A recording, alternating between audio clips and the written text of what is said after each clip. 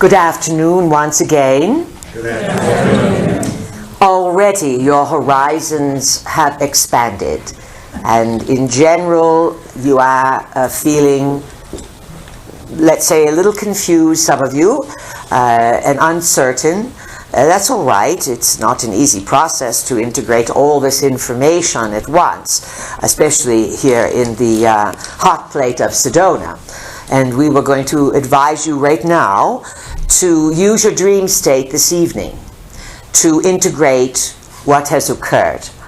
This land here, the land of red rocks, has long been used for healing. Native peoples have come here. Giants was a favorite place of the southwestern giants. And you can utilize it as well for your own intentionality. There are vortices here, there's energy, there's hot spots. So before you go to sleep tonight, let's say, put up your secure aura and make an intention that you are going to integrate all that you learned today, and that while you are sleeping, we've done this before here, you are going to imagine that you are lying on a golden table, and that your personal guides and those that you trust from other lifetimes who operate with high intelligence and value and integrity, that they will work with you this evening on an energetic level, hands-on, as you lie on a golden table. And you can make your intentions before you sleep. You say golden table. And if you wake up tomorrow and say, oh, Pooey, I forgot to think of golden table, it's all right, it's in right now. Unless you cancel it. You can cancel it right now, but otherwise it's in. But it would be good if you reactivate it just before you fall asleep. Golden table, integrating all I'm learning. I'm being worked on, taken to a higher level of understanding. And this is easy to do with a group. It is easy to do in Sedona, and we will be working with you along with others. Again, as we emphasized, there is urgency to get you all up to snuff and to understand your dependency on lights and buttons, and how important it is to straddle reality as if it's still the 50s or 60s. Slow down. Otherwise you will burn out your nervous system and you will become very ill. Jupiter, the bit of astrology here, until August is in the sign of Virgo. So you Virgos, ideally, are having a pretty good time. You Pisces are feeling relatively good. Jupiter's opposite your side. It's squaring the Geminis and the Sagittarius, who are under fire for other reasons. You are learning that astrology can be complicated, and you are learning that just with your sun signs alone, things are going on. And then there's the entirety of the rest of who you are. So this is a good instruction for you. Most important, as we proceed now with answering questions and getting a dialogue with you, is we would like to address the issue that was brought up by the gentleman. What is his name? Was it Carl onto this side here? The prophecy question? Joseph, all right. It is important to understand that prophecies are not inevitable just because they have been laid out by Anunnakis and others who want to seed your reality does not mean that they are inevitable, that is the path and the only way. You are free to choose what you want to experience, but you must make that choice. If you become oblivious, or if you kowtow to the inevitability of the Lord's word and the prophet's word, then of course you are subjected to, you become a member of that particular clan of consciousness. But we are addressing the free thinkers. And your job for the next number of years you will find as you become more aware, is not just to manage you and who you are. You're going to hear things about what's happening in the world, about more war, and proclamations. And people for the last few months have been saying, is this World War III? Have we started? It started. No, it hasn't. There's a fever out there, a war fever, that wants to fulfill itself, yet does not have to. This is the point we want to make. Prophecies are like saying, hey, there's junk in the road up ahead, steer around it if you don't want to hit it. You understand this? Part of your job will be to cancel storms, to de-energize weather changes and earth changes. When you hear there's tornadoes in another part of the U.S., you may have to take a minute to send energy, speak to the tornadoes, calm them down, lift them up. You are going to be doing more work in managing reality, Saturn, and creating by intention, but without manipulating others to get what you want. This is the power of the mind. And you cannot use the mind to combat. You can use the mind to calm. And some of the weather elements are very upset. They are conscious beings as well, because they are being manipulated. You were talking about Joseph in our vehicle sharing the same birthday with Nikola Tesla. Mr. Tesla, of course, was a small giant. He stood at 6'6", a Serb.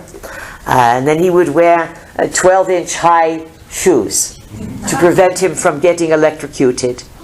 And he always said that ETs gave him his info. People thought that was so outrageous.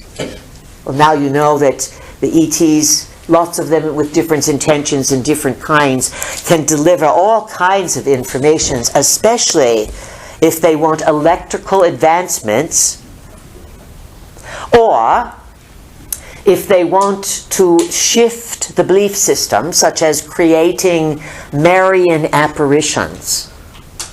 Now, our vehicle mentioned this, that there were some 20 or so Marian apparitions that were legitimate sightings from Medjugorje in Yugoslavia, which has now been torn apart, to Long Island, to Guadeloupe, a few places in France, etc. And of course, the reports were all paralleling certain messages and certain things that were happening. And at first it was said only the children could see this. And then there was weather changes, and the sun would move in the sky. And of course everyone fell to the knees. And Mary's main message, which was interesting, in the early years, was pray. Pray, pray for peace. Prayer is the same word for intention. The Anunnaki say, pray to us. But this Mary, Ninmah perhaps, said pray. Pray for peace. It's the power of I'm going to have a zippity-doo-dah-day. There's no difference. And so we would say that these apparitions were sent at times to primitivos. We are not insulting you, but there's people who know very little. And they see something in the sky and they have to get down and worship it. This has been going on for hundreds of thousands of years. Ideally, if something manifests from the sky in front of any of you, you're not going to drop to your knees. Think about that. Nonetheless, in the later years, the apparition, the Long Island Bayside Mary, would come in and say, there's evil in the church. Leave the church. What kind of Mary is that? But you see, if you understand that this apparition, it is not really Mary, it is technology. It is technology, Anunnaki technology, holograms. that sometimes had holes in them or they weren't quite all there. And the holograms were sent to stabilize people, control them.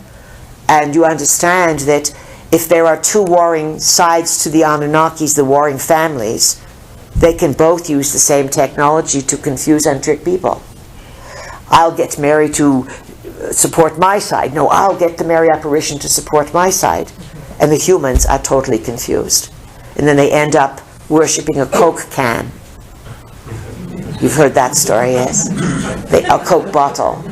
They end up worshipping something and become in awe of something. This is just technologies. This is what you're up against, only it's going to be way bigger than Marian apparitions. It's going to be some big stuff, because there are those who want to fulfill some of these prophecies. And they will do what they can to confuse you and to keep you from figuring things out. Very important to remember that. Let's see if there's anything else that's really important to remind you of. All right, we're going to proceed with sharing, discussion, getting to know you. Please ask reasonable, sensible questions, not because you want to know, but imagine, does everyone else in the room need to know what you are asking about? And just to tie up an end of a question, there was a reference to the dolphins and whales. We'll say this too. Saturn and Neptune is going to bring, squaring Neptune, is going to bring a tremendous loss of life. It will become very evident to people all over the world. Loss of life in the Neptunian realms, Enki's realms, the oceans. It's not just Fukushima. There are underground battles that are occurring. There are many underground bases and waterways around the world, from Lake Titicaca to in Bolivia and Peru, to Lake Baikal in Siberia, to sightings from the Great Lakes to off the entire coast of West Coast USA, Hawaii, everywhere. It's everywhere. And there's underground battles that take place with very high-level advanced naval technologies of the world. Human people are part of this, and then they are thrown to the wolves afterwards so that they forget and have no idea what they were part of. There's a lot of damage coming. It could be floodings. You could be, some people are speculating that the rising of waters that has been reported is a prelude perhaps to the Noah era. It's not that the caps are going to slip, that the firmament is going to fall and flood your earth. We do not see this. But we see coastal regions all over the world in the next few years undergo shocking, sudden, surprising, can't function any longer, too close to the coast. And this is going to be an issue. A death in the water. Of course, the dolphins and whales do carry a certain highly evolved code. They are stabilizers of the ocean waters, Enki's territory. Enki is command of water, command of earth. Ea, as he is known, earth is named after him, Eath. So, troubles with the waters, a die-off in the waters, and the reliability that the food that you have been producing from the waters may disappear. This is a very likely scenario in the next number of years. It does not look easy to rehabilitate. There are entirely too many dead zones. The oceans are becoming acidic, filled with life of jellyfish and things of this nature, grasses that thrive in acidic waters. Big change in terms of the type of terrain and environment, and of course it's all planned. It's all planned. You are, in the end, as we've said, final days of final days. Endings imply beginnings, but these are important things to understand.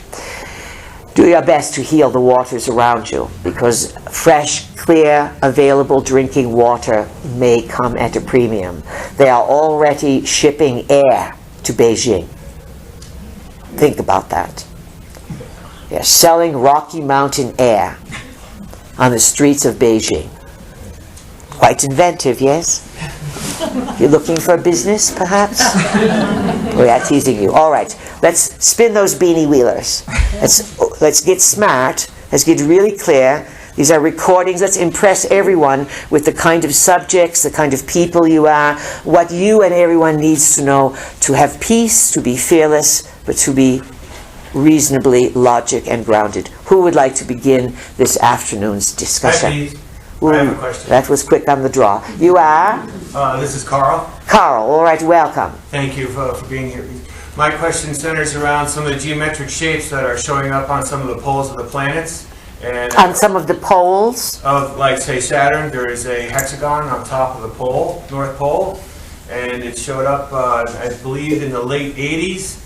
I would like to know if this is a result of some of the new energies that our solar system is going through, or some of the new consciousness that is now coming to the surface, or... how did it show up? Please elucidate. I saw it on a NASA video, and it's there, and also Richard C. Hoagland had shown. It's there as a light form, an energy form, or as a construct? It is a cloud formation of unmistakable hexagon, and it is a very quick movement, hundreds of miles an hour, and it is unmistakable, and it is still there to this day. Sorry, I was just curious if what produced it is it having to do with the consciousness of the planets itself? No, it has nothing to do with consciousness. All right. This is not about consciousness. This is about purposely being constructed for signals, for energy balancing. Remember, the Anus are the colonizers of your solar system. They have taken ownership of every planet and assigned planetary rulership to the various members of their pantheon. Where possible, they colonize. Earth is for life. Mars used to be for life, but they suffered problems. The Anus and others fought. And there's evidence that things got out of hand, just as they did with Atlantis. But they got really out of hand on Mars. Yet there's massive evidence of huge buildings on Mars. And you will find that other planets, their moons, have evidence of such. The moons of Saturn are colonized by the Anunnaki, as it looks Ceres is, Pluto is. And what they do, they know how to use shapes, whether the shapes are etheric shapes, cloud shapes, light shapes, energy shapes, or shapes of stone. And such as you recognize the pyramid shape, the tetrahedron on Earth. These are storehouses, and they tend to generate energy. They know how to blend energy and stones and the cosmic radiation. The shapes, any kind of geometric shapes, manage the flow of energy. This is why native peoples had a predilection, they say, for living in the circular structure, versus much of the rest of the world lived in the square or rectangular structure. There's plenty of evidence that indicates that geometric shapes, configurations affect consciousness. And we would say that the Anus are looking to reclaim stability and follow through on big projects in your solar system. And they are using as many planets as they can to mark their territory. That's a very simple way of saying it. Who else has a question? Palladians, hello. Hello, you are? David. David, welcome. What's your question? I heard today that there's great problems in the Anu world. Yes, there are.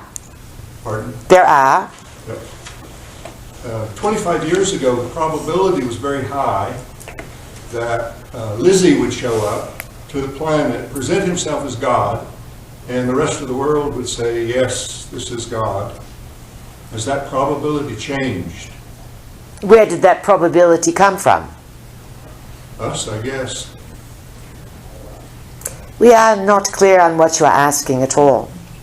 Well, it was disturbing that Lizzie would actually show up in the flesh. Lizzie, you're talking about reptilian beings? Yeah. How about being really clear so everyone understands what you are saying? A new lizard being would Yes. show up in physical form as God and tell us how he created all of us. And then the rest of us would fall down and worship him as God. And so you are asking, What's the probability of that happening now? Maybe it's decreased. the Anus have been in conflict, of course, about their plans, and as you understand their time sequence, they may take 50 years to pull things off, which is just a few days to them. You follow? 15 years is a day and a half. So 50 years is not long, but you could be long gone by the time they fulfill some of their agendas. What we can say is that by 2027, it appears that the systems that you have been a part of are completely poofed. That there will be depopulation, conflicts, perhaps governmental overthrows, perhaps so much turmoil that it's difficult to see at this point how the props will come out. We believe that you are asking, would Anu return or Enki return in reptilian form to say, I am the creator God you have been praying to? Is that what you are asking? Yes, it is. All right, took us a while to get that out there. It's probable, yes, it's probable. It's probable. Would you be prepared for it? No, not at all. It's not something that the human mind is presently capable of accepting. This is why our vehicle quoted George Bush #1 when he said, someone asked him, are you going to tell us the truth about UFOs? And he said, the people of Earth are not ready for it. That's a big indication. Now, in terms of reptilian energy, the big honcho, the big in charge being that all people worship and turn to for thousands of years in China was the dragon. All over the Far East, it is the reptiles and the dragons. The dragon is how it is appeared, the dragon. Look today at how many people, men and women, have begun to cover their body with what you call paintings, permanent paintings, that have a sort of a reptilian feel to them. Some of them literally have scale-like images implied. There is definitely a raising of this serpent reptilian awareness. The gods of South America, Anunnaki, of course, one of the sons of Enki of Africa, Enki's son Nin-Gishzida, or Nin-Gishzida, was sent with his giants, his team of miners, that they were later called the Olmecs, but they came into the Toltec region of the Americas, and they began to cultivate civilizations, build ports, but they were mining for gold. They were definitely mining. And they are still interested in gold. And there are countries today, Russia, China, India, who have made very big pronouncements about how much gold they have in their vaults. Recently, the state of Texas withdrew $1 billion worth of gold bullion from the Federal Reserve. The Feds don't like Texas. Not at all. Texas and a few other places are ready to do split-ski. It's happening all over the world, and those in the know are recognizing that gold not only is going to be the new dollar standard, it's going to be a return to Anunnaki type of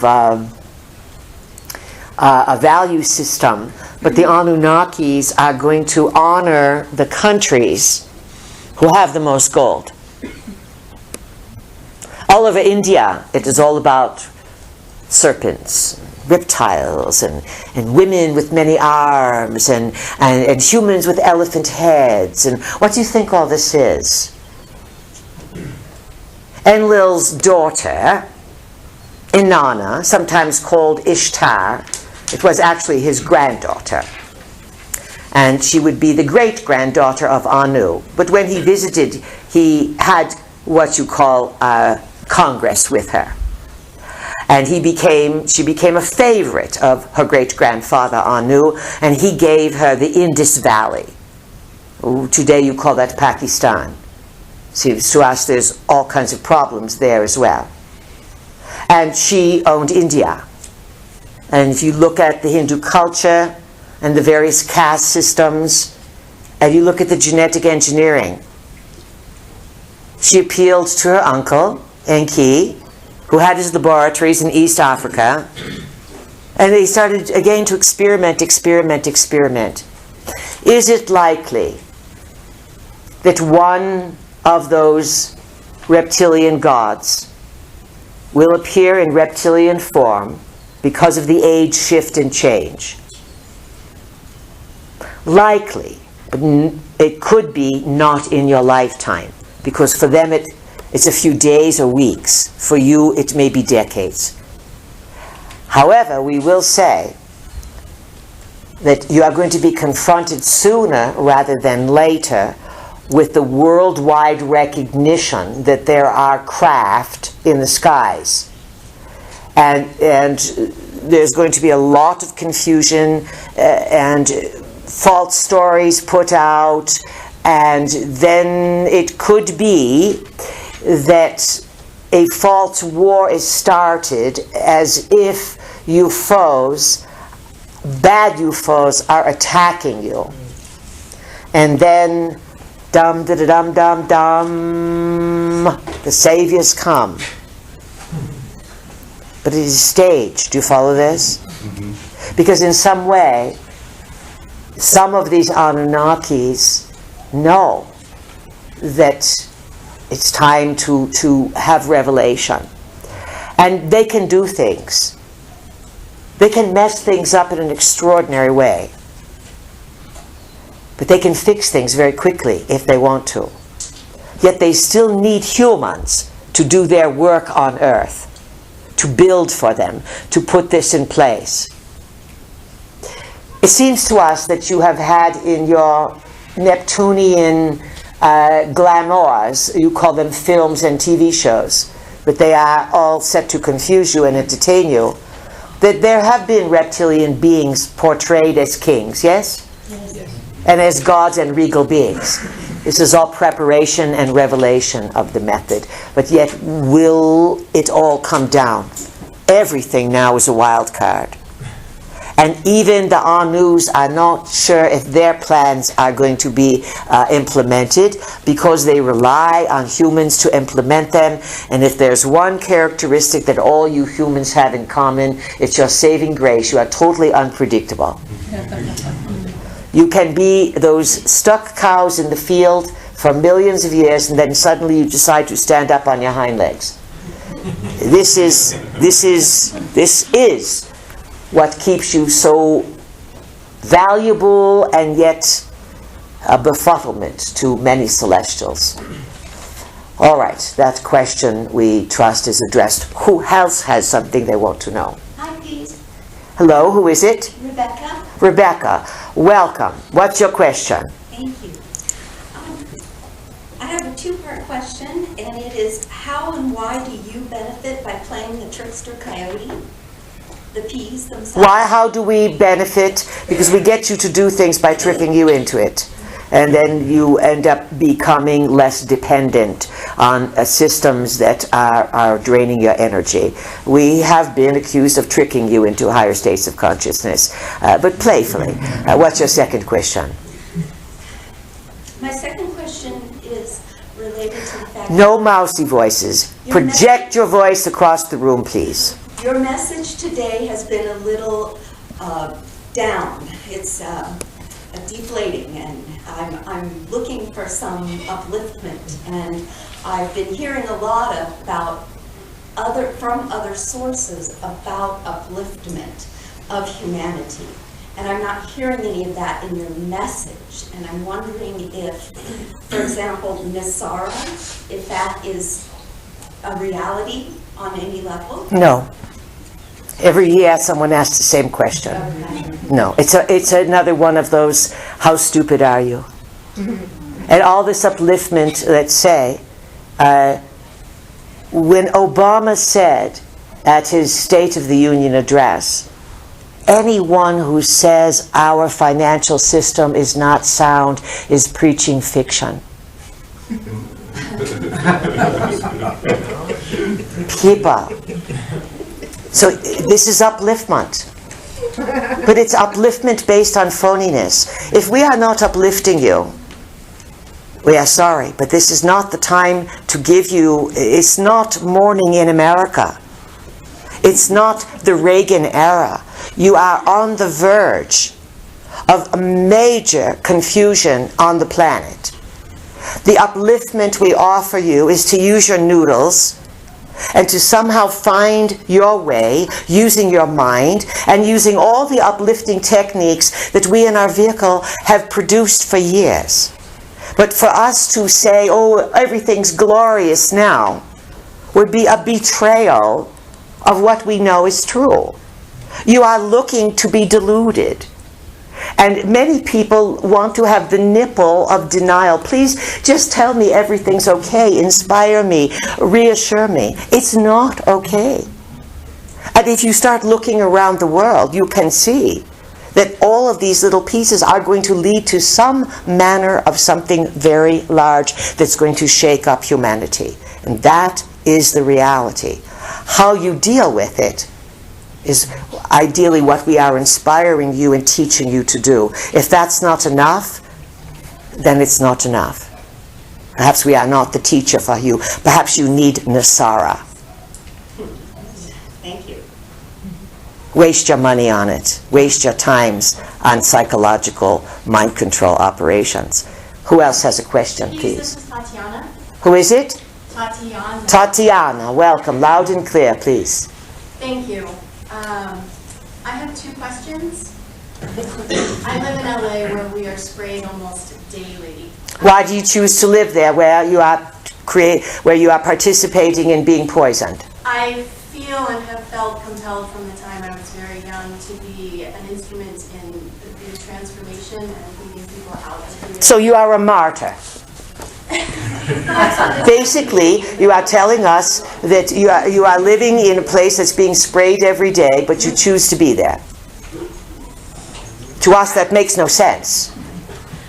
Well, I have plans to move, but for the moment, I have children and I'm tied there.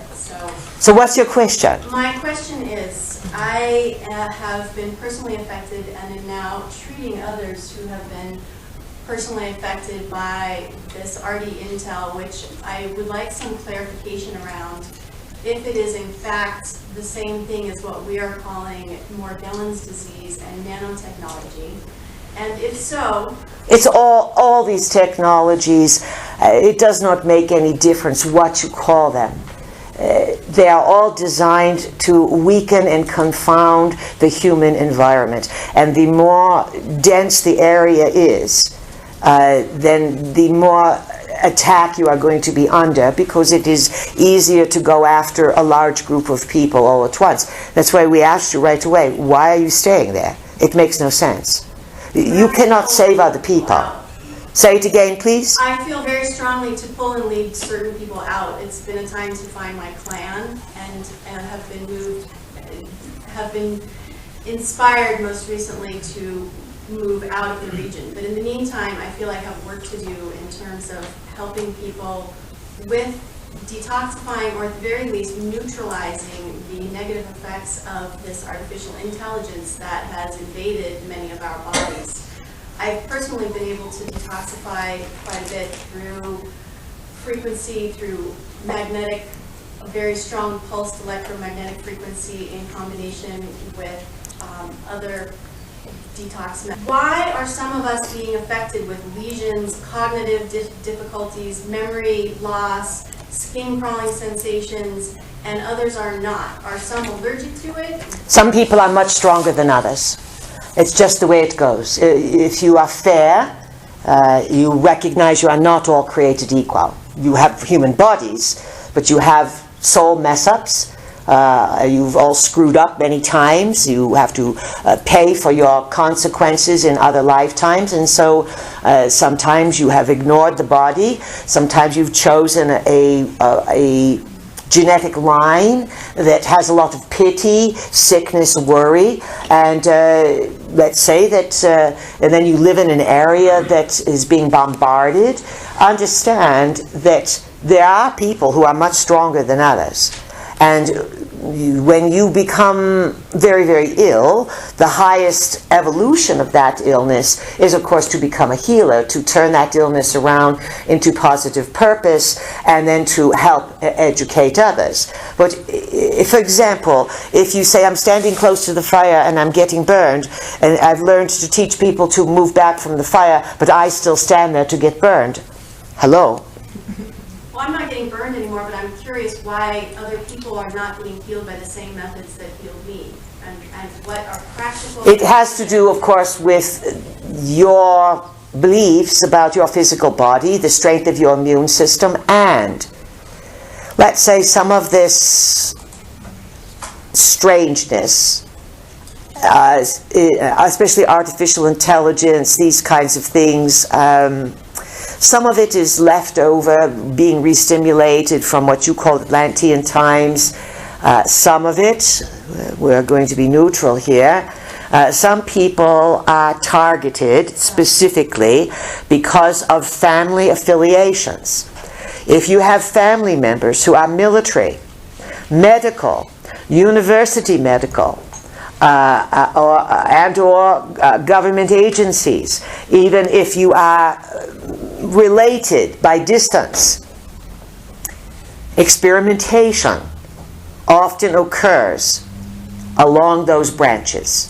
And over eons, the ETs will target certain bloodlines, family lines. This is why some people can have multi-generational, what you call abduction or snatching experiments.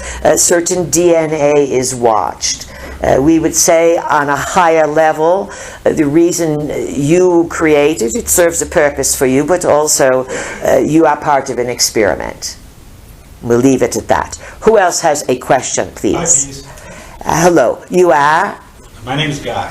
Guy, welcome. You are a real guy. All right, go for it.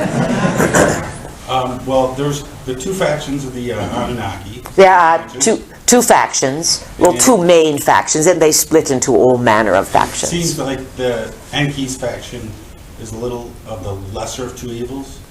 Maybe he's helping us a little bit. Enki's, he's saying Enki's line perhaps may be less, what did you say? Lesser of the two evils. The lesser of the two evils. And so You mean Hillary or Trump? That kind of... Actually, we call him the trumpet, and she is Shrillery. And that sums them up. Do you understand? We are good at naming. All right. So to kind of get to the essence of the difference between Enlil and Enki. yes, the They difference. have different mothers. Yes, they have Very different... little that I could find about Ki. Yes. Enki's mother, and maybe you could tell She's us the a little bit about consort. what kind of being she was, and if she was different from Antu. She came first, you know, she was a love of Anu, Ki. And of course, the official name of Earth is Ki. According to the Anunnaki listings of the planets, they have various names for them. We believe Mars may be Lamu or some such. Earth used to be Tiamat, but then it became Ki. And then when Enki, or Ea as he was known, was sent here, he was a favorite, a genius. He is of the reptilian line. He does not attempt to hide it. He is the serpent in the Garden of Eden. He is the reptilian dragon. His family line, he has the son Marduk, and this is where the problems come in. Marduk is his son born on Nibiru. So Marduk's grandmother was Ki, and Ki adored Marduk, as Ki adored Anu and her son Ea. Then there was the necessity of the heir. And Anu had congress with his half-sister, which would be his official partner on the throne. And in this pantheon of beings, the consort, just as you have a king and he has his harem and he will have 1,000 wives and hundreds of children, he will pick his favorites. They are not legitimate heirs, but they carry out the work of the realm. It is only the heir that can inherit the throne, and the heir must have the proper DNA, whether on earth or in the heavens. The heir must have the proper DNA. This is why on earth, the matings that you are told happen are not exactly what happens. In other words, not everyone is the father of who they say they are the father of. The mother can't hide it, but the father's paternity can be deeply hidden. This was part of Princess Diana's trauma. We'll leave it at that. Now, Enki, of course, Antu was the half-sister of Anu. Anu was, he had to depose someone else. He is very aggressive. He wants to create empire. He knows the more children he has, and the more he separates them, the greater his control over empire will be. So he sends 3 premier ones to Earth, each of them with a different mother. And of course, the records here were not made by Anu. They were made by Enki and Enlil and the other Anunnakis, and they were dictated to scribes. And so they told the story that they wanted you to translate because they knew, with their help and their prophecies and their dimensional watchers and guardians, that they would develop you through the flood era, the post-diluvial era. That would be the major flood that happened 11,000 BC, or about 13,000 years ago. The age of Leo, opposite where you are now entering the age of Aquarius. Half a great year. And civilization had to be rehabilitated. It was a long, difficult haul. And it was during this time that the records were left and set. And so they could hide a lot of things. They could hide a lot of their mistakes. It was said that the flood came along to wipe out all that was not functioning. And that all that was left was Noah. And you know, many people, as we said earlier, feel that this potentiality of this sort of grand cataclysmic imprint can return again.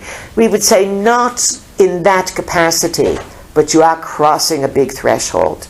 And this is why you're incarnated. And you're not incarnated to escape.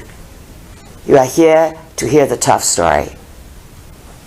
And we're going to tell you the truth. We're not going to pad it for you. So,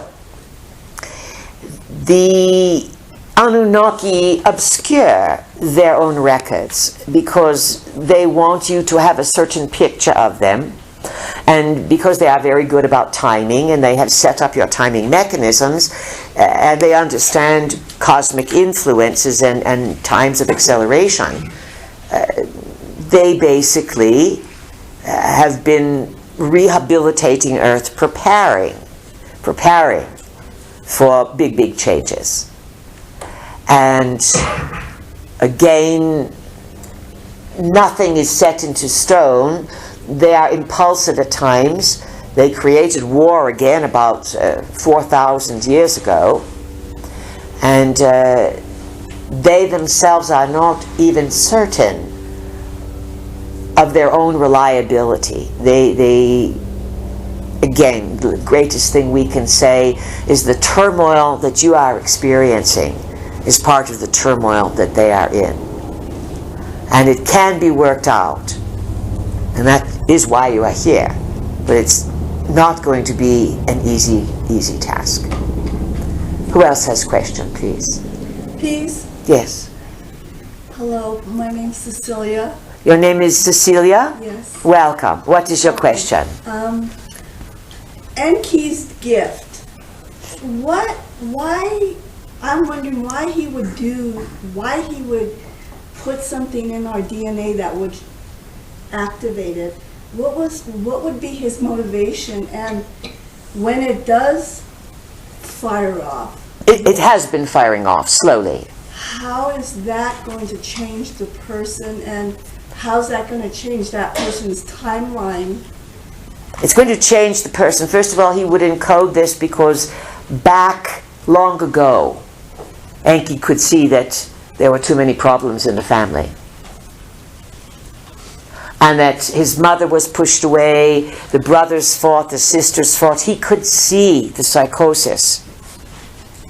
And he was your creator, so to speak, your progenitor, with Ninmah, and he's the genius, and he encoded the DNA with, let's say, some backdoors. You understand that language because of your computers. Yes, backdoors. A little bit of an opening that later on, if you want to come back and fix something, you can get in. You follow?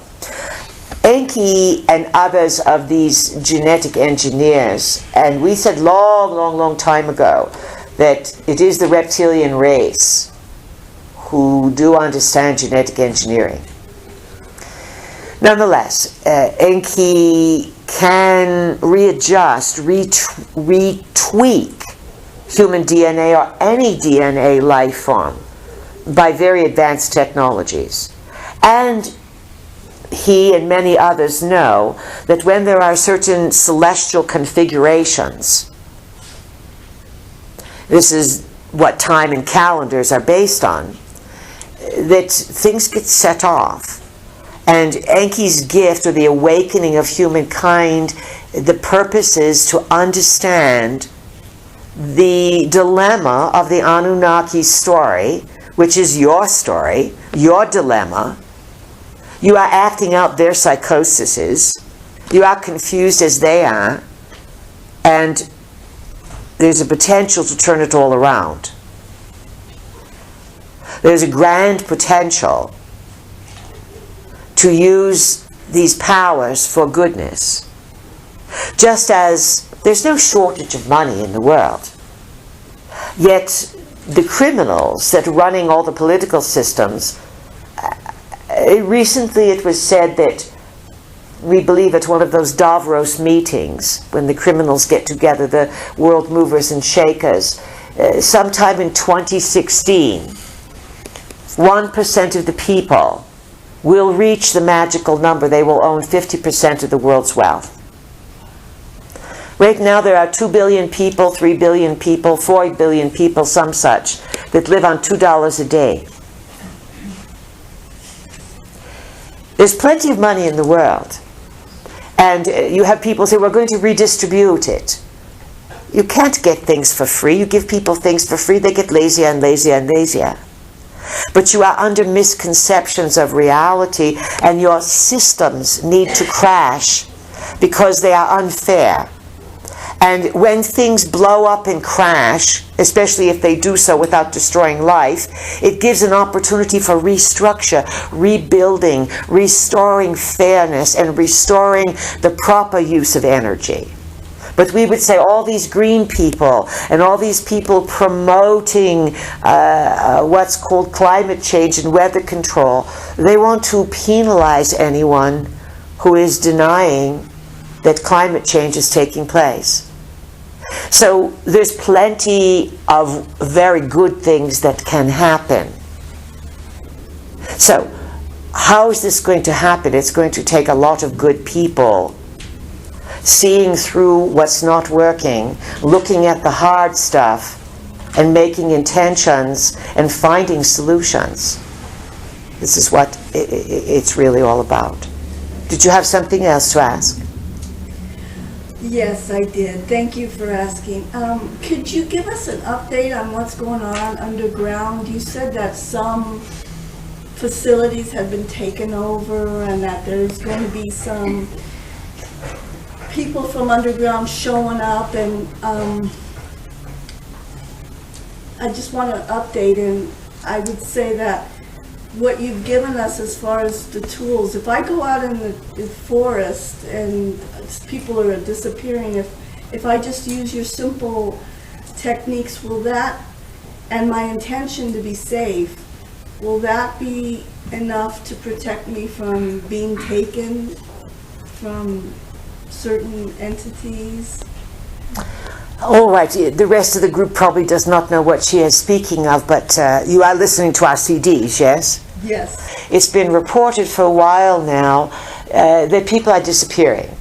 It's been old, you know, you have the people at, what was it called, Roanoke or some such, the Lost Colony. There are places in Australia, people have disappeared. But now they are, it appears people are reporting here, there, everywhere, that young men are disappearing in broad daylight, in the middle of the day, in urban areas. They walk out, then suddenly they're gone. It's generally, the snatching appears to be occurring now to young men, and the commonality is of German descent. What Cecilia's asking is, can she go into the forest regions and using the tools of protection that we have given her, can she be safe? We cannot give you a guarantee on that, Cecilia, simply because there's too much craziness going on, and there are forces connected to earthbound forces of a militaristic nature working with extraterrestrial forces using invisibility techniques and selectively targeting certain individuals, young men particularly, for their DNA. And then they are found dead, left in water. A lot of times they are after the sperm of these young men. And a thread of commonality is that these young men have German descent. Not all. That's just one branch of it. But then there are women disappearing, lots of people disappearing in the national parks and forests. There is a man, his name is, we believe, David Paulides, who has been researching this. He has law enforcement, military background, some such. And around the national park regions of the United States, there's a creep factor that rangers and others won't talk about. And that is that people disappear in broad daylight. They walk a corner, they're gone. Then their bodies are found miles away, shoes off, pants down, in total inaccessible areas where it would be impossible to climb to get to. Some are saying it's like something reaches out of the sky to grab them. It's long been known that cattle mutilations, animal mutilations have been going on, some sort of genetic harvesting of stem cells, of tissue, of this kind of thing. People have received abductions from the dream state. Your intentions, of course, are very powerful. And they do set up protection. But the forests are not as they used to be. Even the animals are under duress. There are sightings of very strange things in the woodlands of the world.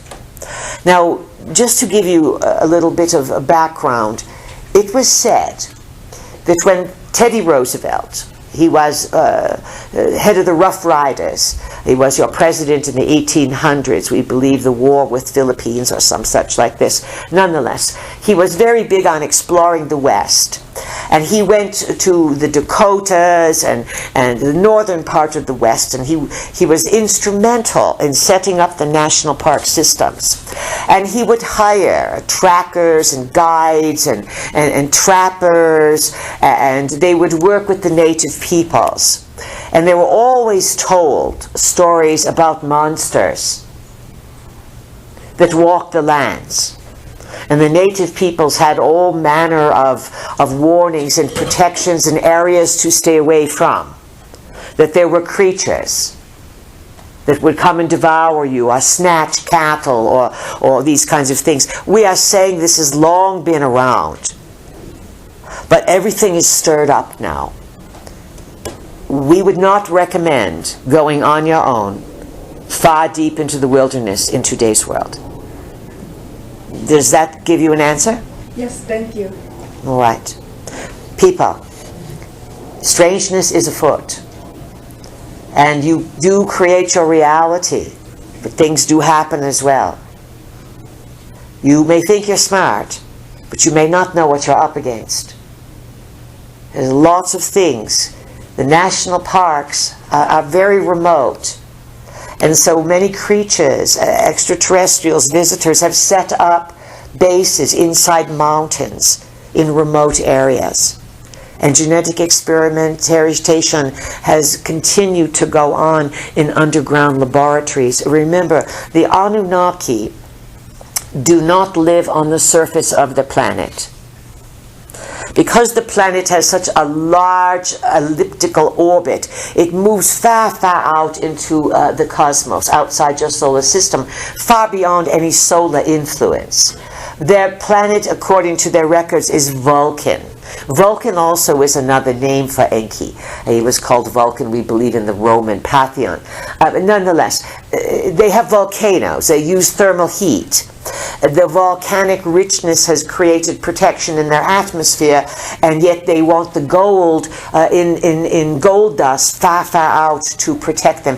Basically, they know how to live inside of planets. They have honeycombed the inside of your planet.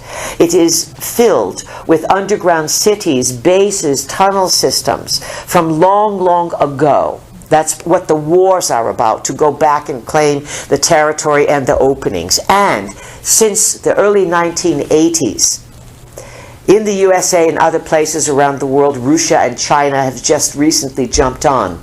Massive underground construction is taking place. Massive. This is the big secret project today, to become an engineer who knows how to be a tunneling mining expert. This also was Mr. Ahmadinejad from, what was it? Iran. Yes, Iran. Persia. Questions? Peace. Over here, please. Yes? Hi, yes, this is Pulse. Who is it? Pulse. Pulse? Heartbeat, Pulse, yeah. Loud and clear. What's your question? My question is Welcome. in regards to the body. The body.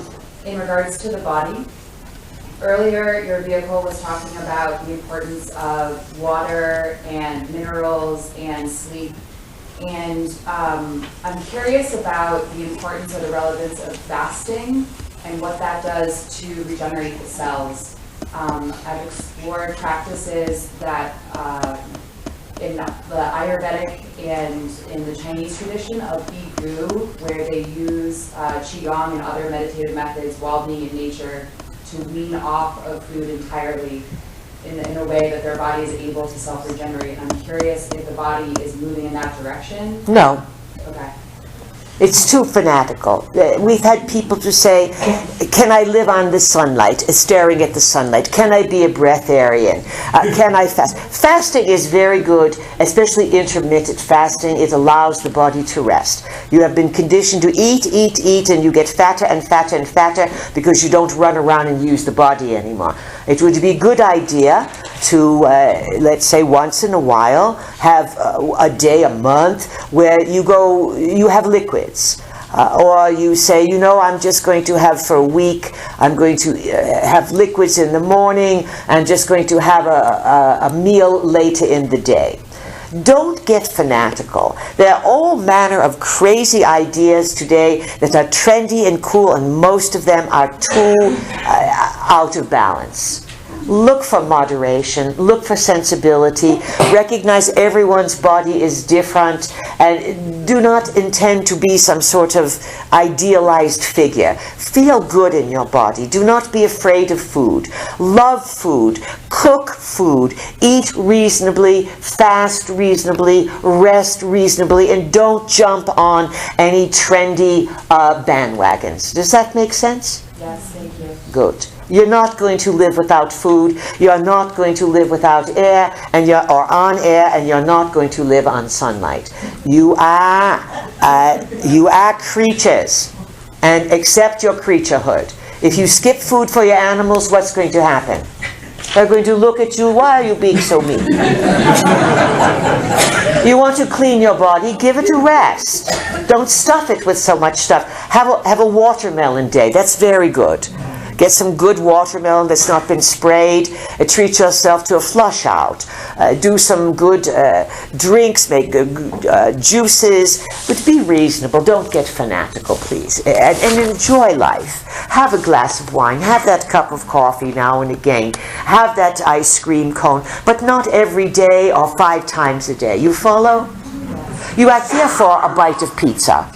You are here for good sex. You are here for fantastic sunsets. You are here to love, to have fun. And there's a lot of lots of people who want to make money on you on the internet. Click on this fast fix. Click on this. You'll lose 50 pounds in 5 minutes. You'll do this. You'll feel 1,000 times better. You're being scammed. It's a racket. Demonstrate to us people that you are flooded with common sense, reason and logic and common sense. Demonstrate it, please. Who has a brilliant question? Please. Is it brilliant? Almost. That's a quick save. We have to give it to you. When she said almost, that was a quick comeback. What's your name? My name is Athena. Athena, all right. Go for it, Athena. Thank you. What's your almost brilliant question? It could be brilliant. I'm thinking about you were talking about everything going underground and the people underground. What do you mean everything? We're not saying everything the cities underground. Say it again. Middle Earth inhabitants, the tunnel systems and so forth. And so this brings me to fracking and opening the ground. And is this also another... It's being used as a cover to flood the interior regions with toxic chemicals in the name of fracking, which has no validation in today's market. The frackers, it's a good question there. We'll give you this almost brilliant on it. The frackers, of course, need, just as the Saudis and many others, the Russians, the Venezuelans, they need oil to be at least $100 a barrel. Oil got down, we said if it goes below 40, it's the end. And it got down to, 27, 25. There's no economic logic to carrying out fracking. The banks these oil loans are being called in now.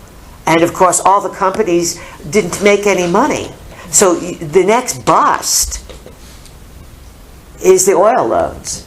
And this is going to destroy you massively. The banks are going to all crash because they lent out, U.S. banks, way too much money to this fracking business, and you're not getting anything out of it. But you see, what they used to do is go down and do underground nuclear testing. How many times did you hear that? We're going to do underground testing. Underground testing.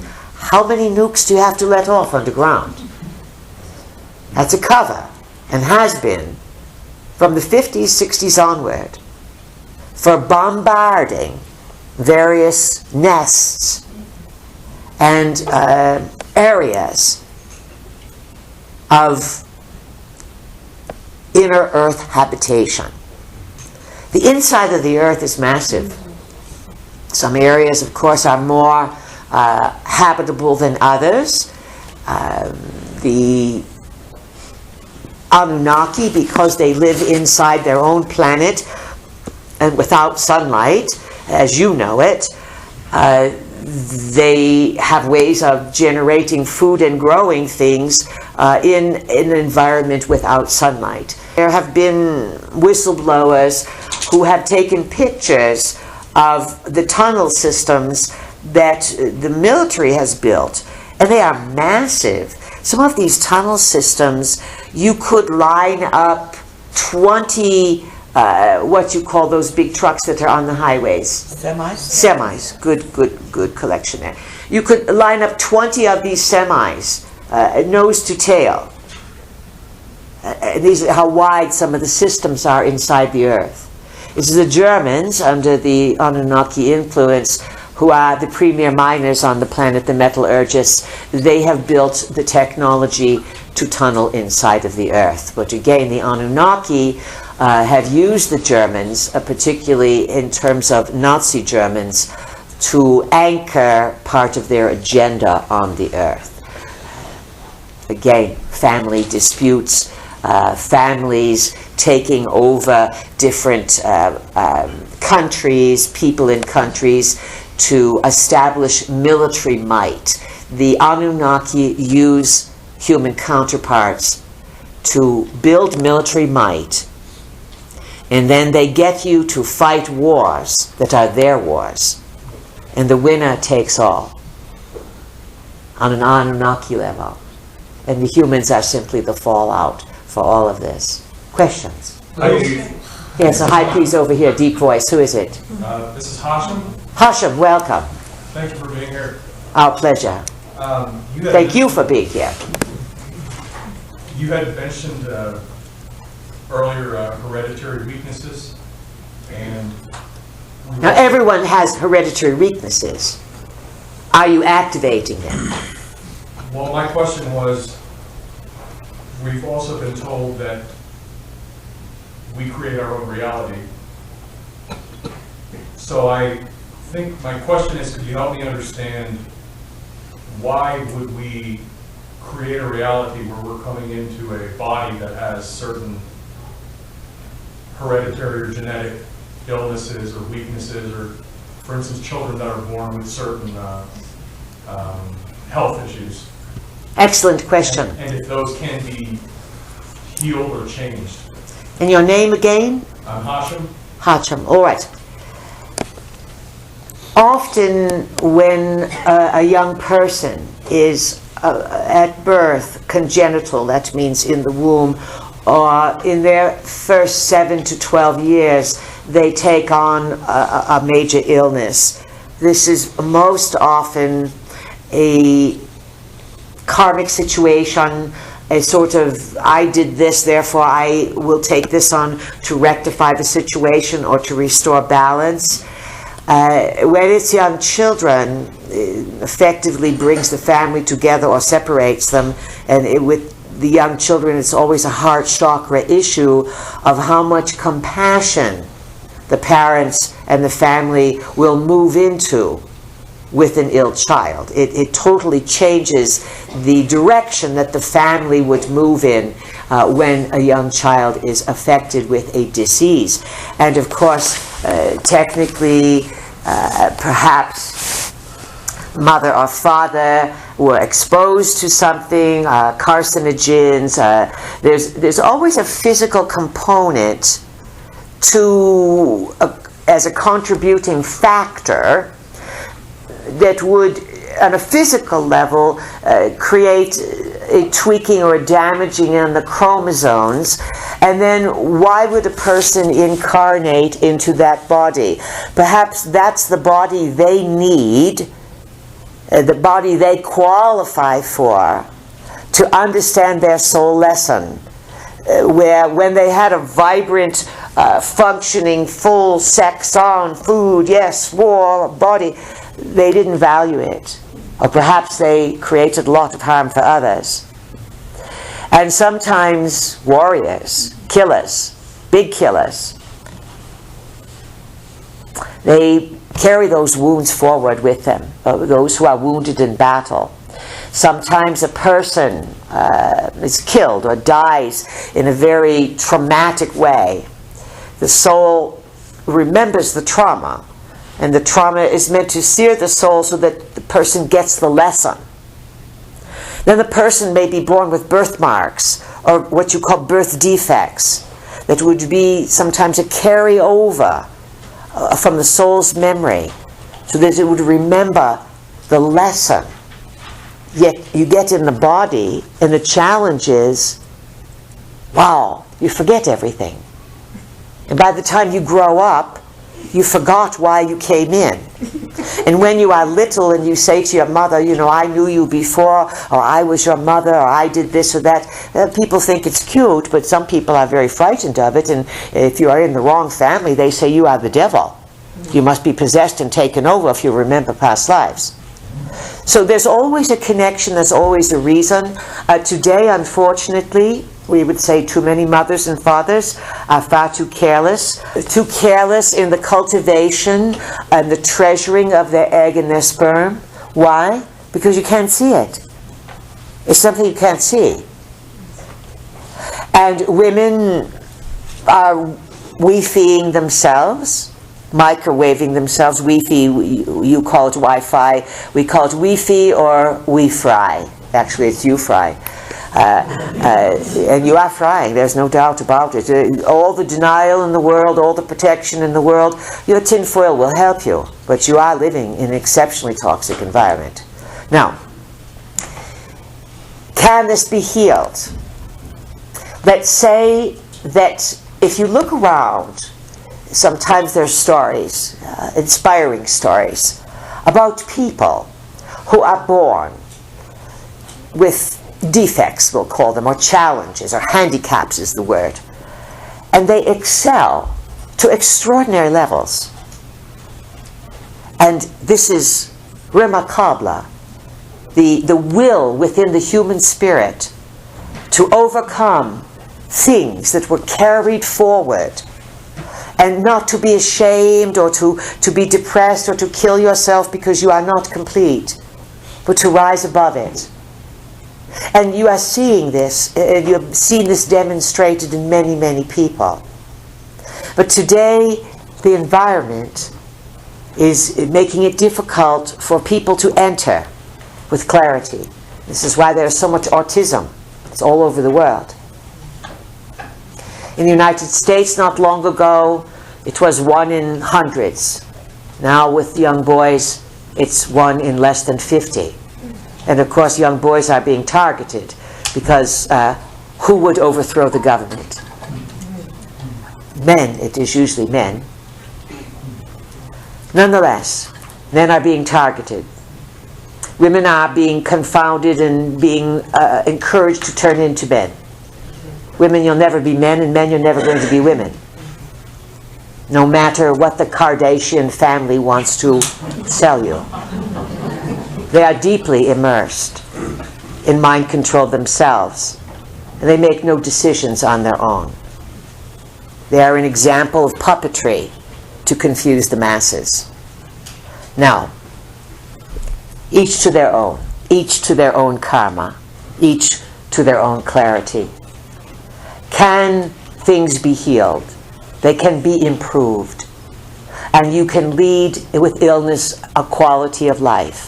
There is a book we have recommended, and our friend Connie brought it to our attention, and we have put it in our newsletter, the Pleiadian Times. It is the book you want in your library.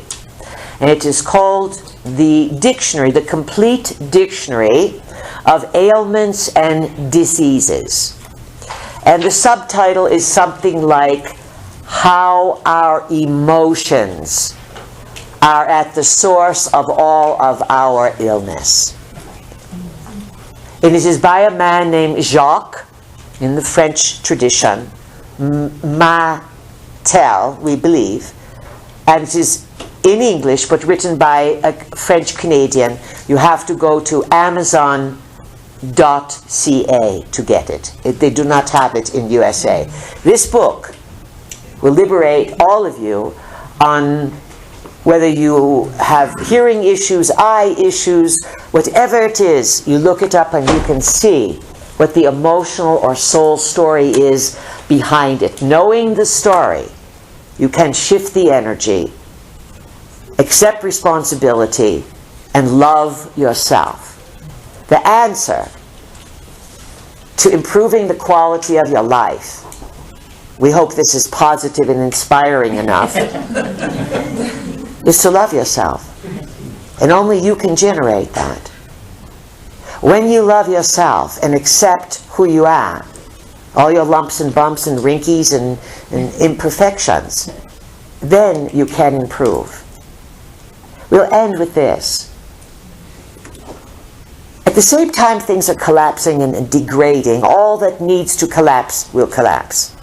But brilliance is arising here and there. And there are those who have good hearts and complete integrity.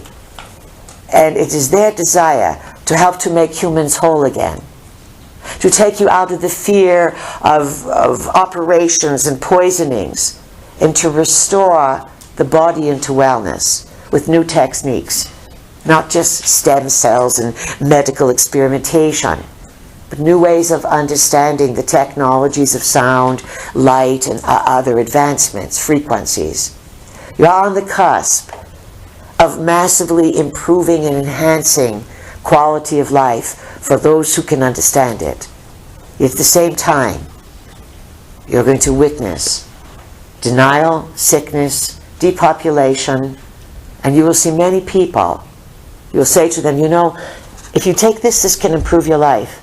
No, my doctor would not permit it. I'm going to have a head transplant. Thank you for laughing. Thank you for laughing. And we don't mean to make fun of it, but you get the point here. And this is what's going to be difficult. Some see the solutions, and others will say, no. This is the most challenging part of finding clarity, finding freedom, and living without fear, is to want to help others, and they are not interested. Remember, you are not prophets, you are people. But you are here to do a big job. Do your best to switch your computer on by loving yourself. Your job is to have fun.